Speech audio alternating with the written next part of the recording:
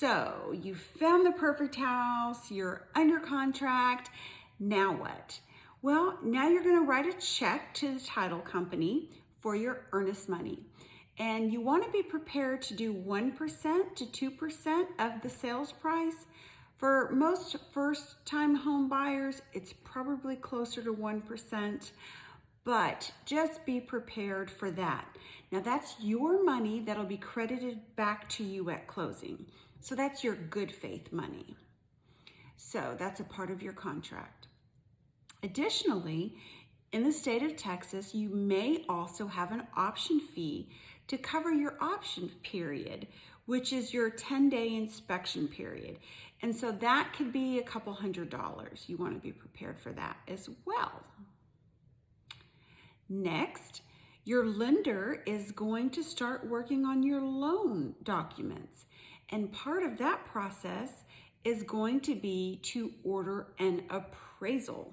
So you want to be prepared to pay that appraisal fee, which can run between $400 and $500. Additionally, during that first 10 days, you're going to want to get home inspections done. You want to make sure of what you are buying. And so you're going to want to get the house thoroughly inspected by a professional. And so in this process, you're going to have to pay for the inspection fees. And that's going to run you anywhere from $400 to $700, just depending on the size of the house. It's based on square footage. It's also based on how many components that they're going to be inspecting. For example, do you have a sprinkler system? Do you have a pool? How much extra is going to be involved in that inspection process? And so that is something to definitely be prepared for. And you may end up having to do additional inspections after that. The basics are your structural, mechanical, plumbing, and then your termite or wood destroying insect inspection. Definitely want to have those. And some properties may call for even more. So keep that in mind as well. The next thing to be prepared for definitely is things related to your HOA. So typically most HOA expenses will be at closing, but sometimes if you want to order the resale certificate and HOA information up front, there may be a charge for that. But most of the time, most buyers just need to be prepared for a transfer fee as well as paying for a year of your HOA. And then additionally, some communities, some master plan communities and nicer communities have a capitalization fee. They just call it a cap fee. And what that does is it covers, it builds a reserve account to cover expenses for amenities in the community like pools and parks and lazy rivers and clubhouses and all those great things that everyone enjoys in those communities. But be prepared, they may charge you a fee for that. Sometimes they're $1,000, $1,500 for that fee. So you want to find out if your community charges a cap fee to move in there. Another thing to be prepared for is the owner title policy, lender title policy.